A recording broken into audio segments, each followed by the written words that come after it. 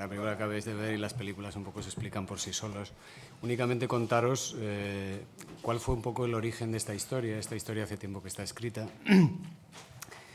Pero bueno, yo llevaba tiempo que intentaba encontrar una historia que hablara un poco del amor, de la amistad y de las relaciones emocionales y sexuales, centrado en personajes más jóvenes, pero que a la vez de ser una historia que pudiera llegar a la gente más joven, el público más adulto se pudiera reconocer o a través de sus hijos o a través de las historias que ellos han tenido cuando son jóvenes en esta historia, ¿no? Queríamos hacer una historia que fuera natural y que fuera sencilla a la vez y que sin etiquetas hablara un poco sin dramatismos de algo como son las emociones, ¿no? Fundamentalmente. Y bueno, Ana y yo nos pusimos un poco a trabajar en el esquema y bueno, así ha ido todo hasta que se ha conseguido montar el proyecto. Yo estaba muy preocupado por quiénes iban a dar rostro a esos tres personajes, porque quería que fueran personajes con un atractivo muy fuerte, que fueran personajes muy carismáticos, pero que a la vez fueran personajes con alma y con inteligencia, ¿no? Y bueno, al final conseguí encontrar estas tres joyas que tengo aquí a mi izquierda y a mi derecha, ¿no? A ver, yo creo que ver obras maestras nunca es una contaminación, sino que es algo que te nutre y te alimenta, ¿no? Es decir, Jules James estuvo mucho en la cabeza nuestra. Yo creo que quizá es un referente para todos, es un mito, ¿no? Y creo que también, fíjate, nos dimos cuenta al terminar la película, lo hablaba el otro día con Álvaro precisamente, que hay una película que también tiene que ver con esta, es decir, es una película más metafórica, pero que es Teorema de Pasolini, es decir, es un ser angélico casi que llega a una familia, la pone patas arriba, hace que su vida se transforme, y eso es un poco lo que pasa con el personaje de Álvaro Cervantes, ¿no? Que es como una especie de ser carismático y seductor y un poco un ángel purificador que hace que toda esa relación entre los dos personajes se convierta en otra cosa, ¿no? Y bueno, hablando un poco lo que preguntabas al principio, los bailarines de hip hop son los Brodas, creo que son de los mejores bailarines en su especialidad, ¿no? Es un grupo de Barcelona, pero muy conocido en toda España y que realmente ha sido un lujo contar con ellos, ¿no? Ellos prepararon a Álvaro en todos sus ensayos para poder hacer todos estos bailes y bueno, creo que el trabajo un poco es gran mérito de él, que es muy concienzudo trabajando, ¿no? A mí me apetecía hablar explícitamente de una gran historia de amor. O sea, yo creo que el amor realmente muchas veces lo entendemos como una posesión y sin embargo el amor es otra cosa. Amor es fundamentalmente buscar la felicidad de la otra persona que tienes al lado. Y creo que a veces la felicidad de la otra persona a ti te puede producir dolor, ¿no? Entonces, a mí me apetecía mucho el presentar un personaje femenino contemporáneo, potente, generoso, inteligente, y creo que ese es el personaje que de alguna manera hemos intentado construir, que Astrid ha intentado construir perdona, se me ha ido la segunda. Barcelona. Inicialmente la película estuvo pensada para hacerse en una gran ciudad y yo pensé inmediatamente en Barcelona. Luego, por temas de producción, la película pasó por Buenos Aires, pasó por Lisboa, es decir, recorrió varios sitios hasta que volvió a su lugar original, que era Barcelona. Es decir, a mí Barcelona me parece una ciudad, aparte de maravillosa, me parece una ciudad culta, me parece una ciudad con gente inteligente y me parece una ciudad que respira contemporaneidad. Y al fin y al cabo esto es una película sobre jóvenes que son creativos, que son actuales. La película, te digo, intenta ser una mirada pues, contemporánea, ¿no? No es la mirada, porque no es una película que pretenda representar a nadie, pero sí intenta mostrar a unos personajes que viven con intensidad el presente, ¿no? Yo creo que si algo caracteriza a esta juventud que está viviendo estos momentos tan difíciles, tan complicados y que no tiene muchas veces alternativas, es que realmente es una generación muchísimo más abierta emocionalmente, es una generación muchísimo más consciente de sus emociones y de que nadie tiene que poner límites a sus emociones.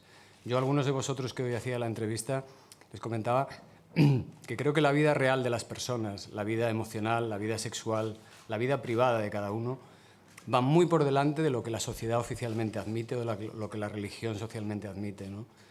Entonces, un poco la propuesta de la película era intentar mostrar esa historia, que no es representativa de nadie, pero mostrarla hemos intentado con la máxima naturalidad posible y sobre todo con un sentido muy positivo, ¿no? Porque vivimos en una época que es tan complicada que, aunque la película está escrita hace tiempo, nos parecía que era atractivo un mensaje de positividad en este momento, un mensaje de alegría y de libertad y de riesgo, sobre todo, ¿no? Porque únicamente arriesgándose se puede salir de las crisis, como les pasa a estos personajes, ¿no? Es verdad que está muy medido porque vamos, un guión así, que hemos hecho montones de versiones, rehecho, reestructurado, quitado, puesto. Sí, está medido. Y era necesario en una historia tan intensa, con tanta emoción, que tiene momentos de dramatismo, ¿no? Aunque se cuentan con naturalidad, pero aligerar un poco toda esa carga.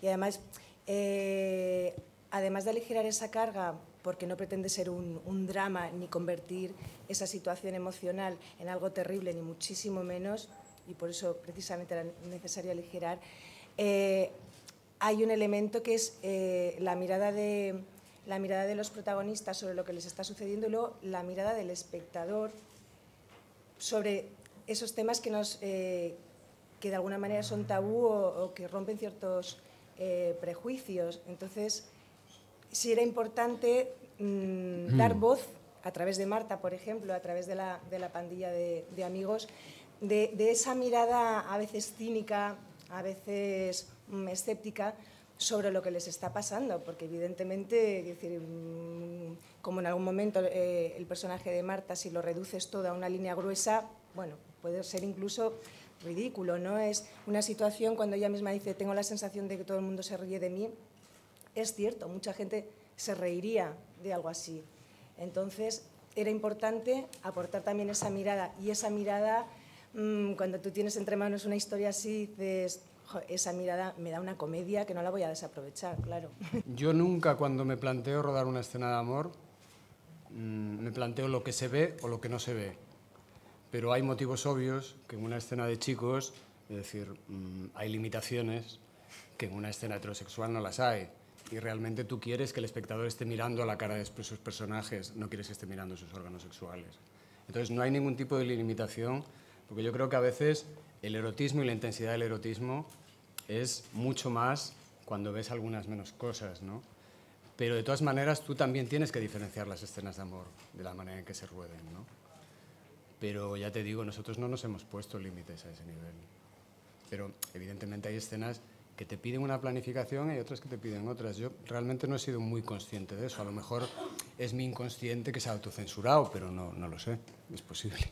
Es interesante que además estas escenas de amor y tal narrativamente cuentan cosas, ¿no? Es decir, no es solo sexo, sino que se cuenta que hay una pareja ahí que se quiere y después hay otra donde dos se apasionan con sus cuerpos, ¿no? Entonces, creo que también lo interesante puede ser eso, ¿no? Que no es simplemente una escena de sexo, sino que cuenta algo más de los personajes, de su relación, de su estado de ánimo incluso.